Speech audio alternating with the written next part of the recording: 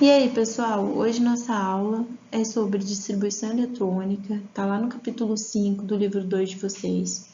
E a gente vai retomar um pouquinho aí no modelo atômico de Bohr, as mudanças de Summerfield fez no modelo atômico, para a gente entender aí e conseguir trabalhar esse conteúdo, beleza? Então, a primeira coisa que a gente precisa recordar é como que ficou, né, o modelo atômico de Bohr. O modelo dele ficou definido como dividido em duas partes, né, onde eu tenho o núcleo, que vai ter as cargas positivas, e a eletrosfera, que é onde ficam os elétrons. Qual foi a principal mudança, né, que Bohr fez no átomo? Foi que ele quantificou a eletrosfera, então ele dividiu em níveis de energia.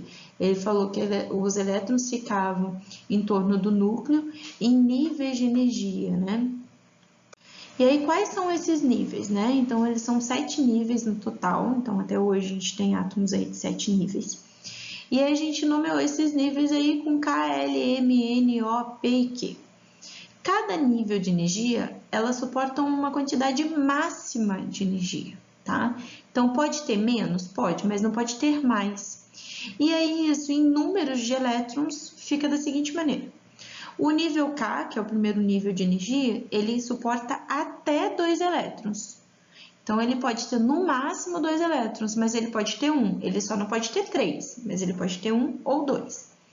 O segundo nível de energia, que é a camada L, né? Então, a gente pode ter até 8 elétrons. A terceiro nível de energia, que é a camada M, eu tenho aí até 18 elétrons. Na quarta camada eu vou ter até 32, na quinta camada 32, e aí começa a reduzir de novo. Na sexta camada eu posso ter 18 elétrons, e na última camada eu posso ter até 8 elétrons, tá? Então é importante que a gente entenda que isso daqui é a quantidade máxima. Isso daí, então, é o máximo que ele pode ter. Ele pode ter menos? Pode, mas ele tem aí um máximo, ok? Agora, a gente vai lembrar quais foram as contribuições que Summerfield fez ao modelo de Bohr. Ele explicou, né, conseguiu explicar por que os elétrons, mesmo estando no mesmo nível de energia, absorviam ou emitiam energias diferentes entre si, né? E aí, como que ele explicou isso? Ele falou que as órbitas, elas poderiam ser circulares, mas também elípticas. E aí ele acaba dando, né, sugerindo a existência de subníveis de energia. Então, Bohr foi lá e dividiu eletrosferas em níveis de energia. Summerfield conseguiu perceber que, além desses níveis, dentro desses níveis ainda tinham subníveis. E aí a gente precisa reconhecer esses subníveis. Quem são eles? Né? A gente tem o subnível S, o P, o D e o F.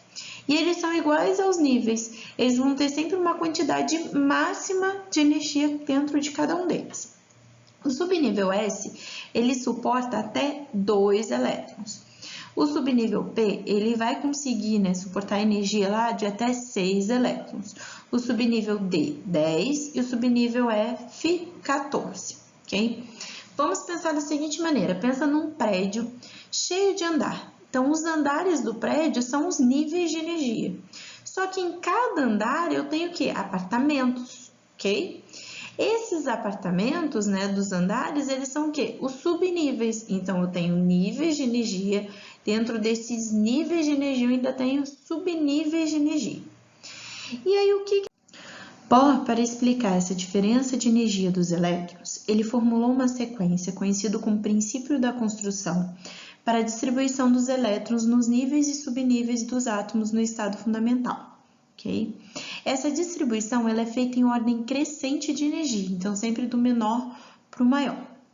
Só que ela ficou conhecida, essa distribuição, a partir de um diagrama, tá? Conhecido como diagrama de Linus-Pauling, que acaba explicando, né, de uma maneira mais simples, esse princípio da construção de Bohr. E aí, a gente precisa agora aprender a construir esse diagrama, tá? Então, como que a gente constrói?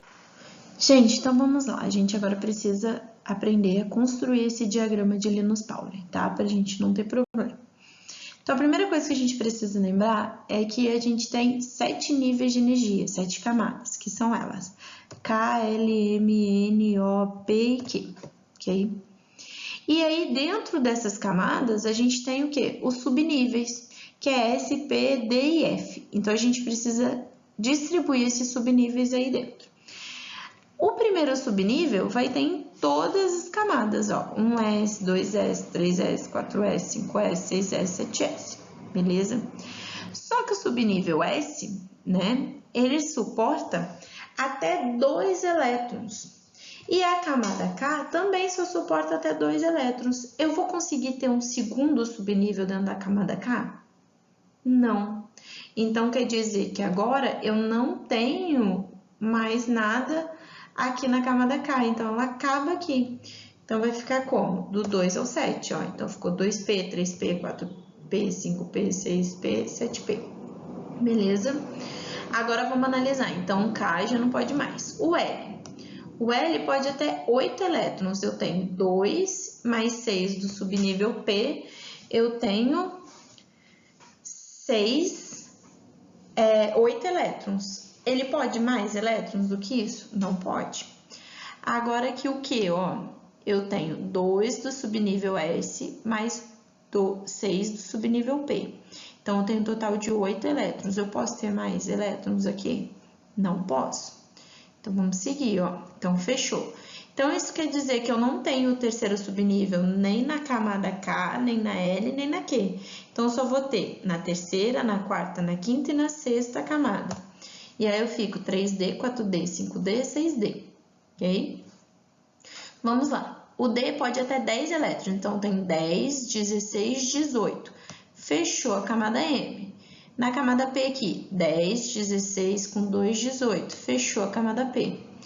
Mas o nível, quarto nível e o quinto nível, né, que são as camadas N e O, elas podem até 32 elétrons. Então, quer dizer que eles ainda têm o quarto subnível, ok? Então, a gente tem aí os 4 subníveis na camada N e na camada O, ok?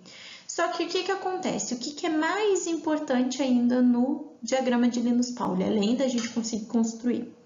A gente precisa acertar a leitura. A leitura dele é feita na diagonal, ok?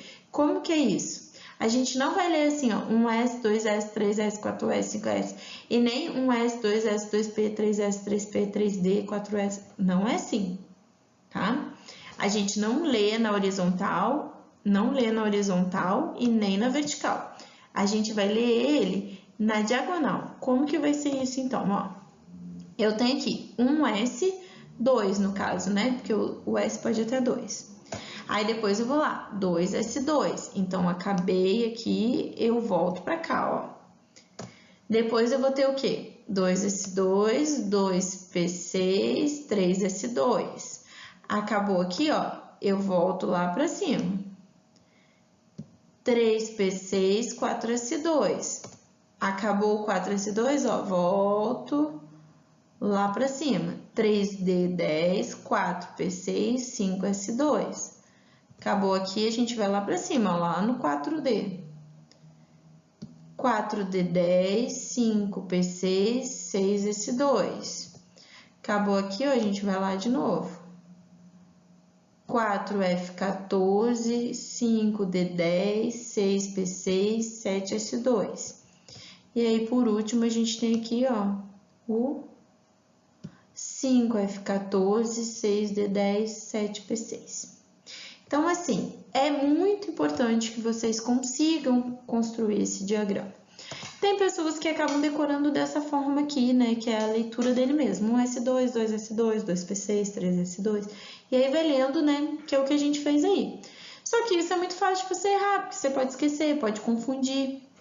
Se você aprende a montar o diagrama, você monta ele em qualquer parte, dá mais segurança, tá? E aí agora eu vou pedir para vocês dar um pause aí e passem isso para o caderno de vocês, faça anotação, anota aí o diagrama, monta ele bonitinho, para a gente poder fazer os exemplos e vocês conseguirem aí seguir comigo, ok? Então, vamos lá. Primeiro exemplo, tá? Então, a gente vai ter aqui o sódio, que tem número atômico 11. Lembrando que essa distribuição, né, o diagrama de Linus-Pauling, ele é utilizado para distribuição eletrônica. Eletrônica são a distribuição dos elétrons, né? E a gente tem que lembrar que quando a gente tem um átomo neutro, né, a gente tem um número atômico igual ao número de prótons, que é igual ao número de elétrons. Então, no caso do sódio, eu tenho 11 elétrons. Como que a gente vai fazer a distribuição? Da seguinte forma. Eu tenho aqui, ó, 1s2, né, 2s2, 2p6, 3s1. Então, vamos lá. 2 mais 2, ó, então 2 mais 2, 4, com mais 6, 10, então aqui tem um total de 10. Eu tenho 11. E aí aqui no S, o S ele pode até 2, mas eu só preciso distribuir 1, sem problema. Eu vou colocar apenas 1 aqui, ó.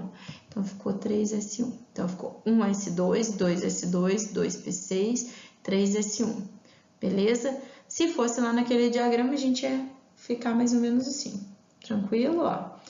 O 1S2, ele remete à primeira camada, que é a camada K.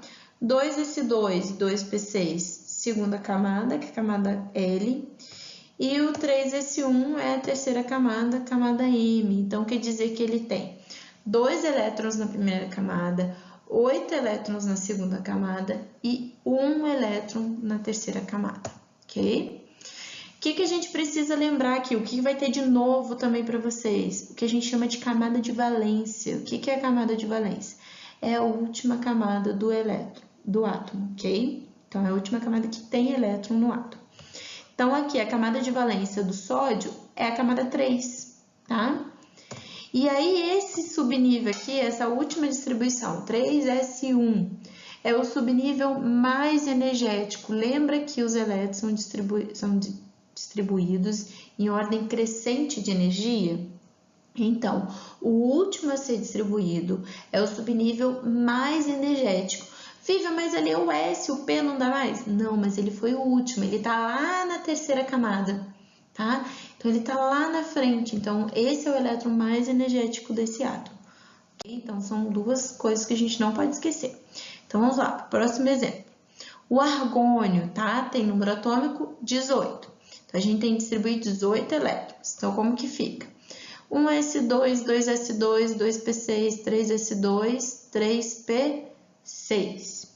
Então, a gente tem aqui, ó, 2 elétrons na primeira camada, 8 elétrons na segunda camada e 8 elétrons na terceira camada, tá? Então, qual que é a minha camada de valência aqui? É a 3. Qual é o meu subnível mais energético? Meu subnível mais energético é o 3p6, tá? Não esqueça disso. A distribuição dele fica basicamente assim. Agora, vamos lá. O rubídio, né? Ele tem número atômico 37, então ele tem 37 elétrons. Então, vamos lá. 1s2, 2s2, 2p6, 3s2, 3p6, 4s2, 3d10, 4p6, 5s1. Como que a gente faz? Ó, 2 com 2, 4, com mais 6, 10, com 2, 12, 18, 20. Então, até aqui eu tenho 20. Preciso distribuir 37. 3d10, então 20 mais 10, 30. Faltaram 7, 4p6, 5s1. Qual que é a camada de valência desse elemento? 5s1 aqui, ó. Qual que é o subnível mais energético desse elemento? 5s1 também, tá? Só que o que acontece, né? Existe uma outra maneira da gente representar essa distribuição eletrônica, tá? Então, alguns exercícios, alguns, né, livros vão vir bastante assim. Como que a gente representa? A gente utiliza até o gás nobre, né, anterior. O que são os gases nobres, né? São elementos, né, que tem lá na tabela periódica, que apresentam 8 elétrons na última camada de valência. Então, por exemplo, aqui, ó, se a gente olhar aqui a camada 4, né, do rubídio, ela tem 2, né, no S e 6 no P. Então, 2 mais 6 tem 8 elétrons, ok? Isso quer dizer que o elemento que para aqui no 4P6, ele é um gás nobre. E aí, ao invés de eu fazer toda essa distribuição até ali, eu coloco o símbolo desse elemento entre colchetes e sigo essa distribuição. Então, vai ficar o criptônio, que era o gás nobre, 5S1, ok? O que a gente precisa saber, né? Porque, como toda regra, vai ter exceções. Então, quando a distribuição tem configuração final S2D4 e S2D9, deve-se passar um elétron do subnível S para o subnível D, tá? Então, vamos ver como que funciona, ó. O S2D4 passa a ser S1D5 e o S2D9 passa a ser S1D10, ok? E aí, vamos fazendo uns exemplos aqui desses casos. Ó, o cromo, por exemplo, ele tem número atômico 24, então vou distribuir, ó. 1S2, 2S2, 2P6, 3S2, 3P6, 4S2, 3D10. Ó, a terminação dele foi S2D4. Posso deixar assim? Não. Tá? Então, eu não posso usar essa distribuição. Tenho que fazer de novo. 1S2, 2S2, 2P6, 3S2, 3P6, 4S1, 3D5. Por quê? Na hora que esses elétrons estão distribuídos em orbitais, que a gente vai ver na nossa próxima aula, os orbitais ficam muito mais estáveis se eu tenho um elétron em cada orbital do que eu ter eles vazios. E aí, com essa configuração, fica mais estável o átomo, tá? Então, essa é a explicação que eles nos dão. Então, a gente não pode... Ah, Vivi, eu tenho que fazer 2 vezes? Não, você vai apagar ali o finalzinho, viu que não é assim que tem que fazer e vai arrumar. Um outro exemplo aí é da prata, né? Que ela tem número atômico 47. Então, vamos lá. 1S2, 2S2, 2P6, 3S2, 3P6, 4S2, 3D10, 4P6, 5S2, 4D9. Então, se a gente ver aqui, ó, 10, 20, 30, 38 com 9, 47. Posso terminar com essa final? Não, então tem que refazer, apagar ali e pôr. 1S2, 2S2, 2P6, 3S2, 3P6, 4S2, 3D10, 4P6, 5S1, 4D10. E aí vai ficar correto, ok? Então, essas são as exceções, tomar cuidado, tá? O cromo parece muito para vocês, o cobre também, tá? Então, sempre prestar atenção. Só que aí, lembra que a gente viu lá, né, na nossa última aula, sobre os íons, né? Que são espécies químicas que quando os átomos ganham ou perdem elétrons, eles formam. E aí a gente tem dois tipos de íons, né? Os cátions e os ânions. Os cátions são aqueles que perdem elétron e acabam ficando com uma valência positiva, né? Então, eles ficam positivos. E os ânions são aqueles que ganham elétron e ficam negativos. E aí, o que a gente precisa prestar atenção? Quando o átomo perde um elétron, ele sempre perde o elétron da última camada, tá? Então, sempre é da última camada. Quando forem tirar os elétrons, tirem sempre da última camada. E aí eu indico o seguinte, por exemplo, o ferro. O ferro tem número atômico 26.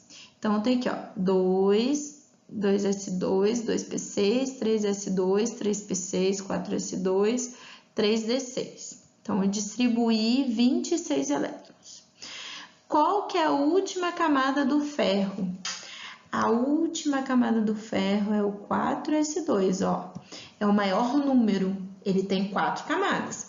Tem a camada K, a camada L, a camada M, ó, e a camada N. Então, ele tem 4 camadas, ok? E ele perde os elétrons da quarta camada. Então, o que eu indico vocês? Nem sempre a quarta camada vai ser a última a ser distribuída. Então, escreve a distribuição inteira. E aí, o que a gente vai fazer? Por exemplo, o ferro 2+, ele vai perder o quê? 2 elétrons. Quais são os 2 elétrons que ele vai perder? Os da última camada. Então, eles perdem aqui, ó, o do 4S2. Então, ele passa a ser 1S2, 2S2, 2P6, 3S2, 3P6, 3D6. Porque ele perdeu a última camada. Esses elétrons aqui saíram. E se eu tiver o ferro 3+? Ele já vai ter perdido os dois daqui, então ele precisa perder mais um elétron. Da onde que ele vai perder esse um elétron? Aí sim sai do 3d6. Então eu tenho 1s2, 2s2, 2p6, 3s2, 3p6 e 3d5.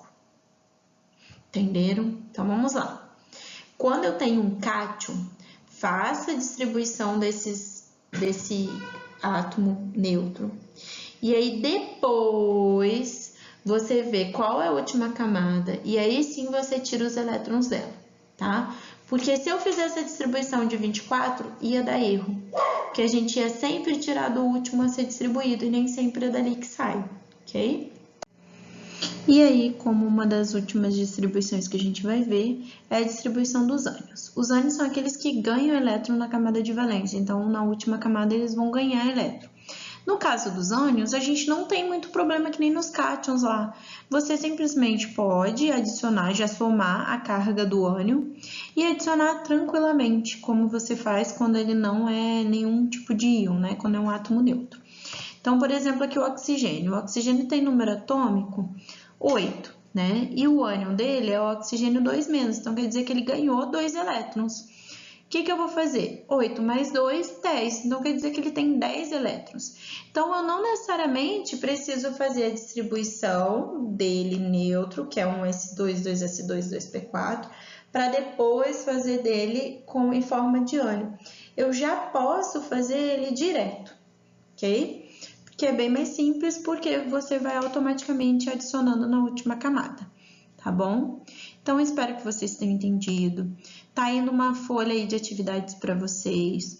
Pegue esse diagrama que vocês fizeram no caderno, façam as atividades, sempre prestando muita atenção, com muito cuidado, tá? É muito importante esse tipo de atividade. E assim, tem que praticar porque realmente acaba sendo confuso, tá? Então, beijos, até a próxima aula.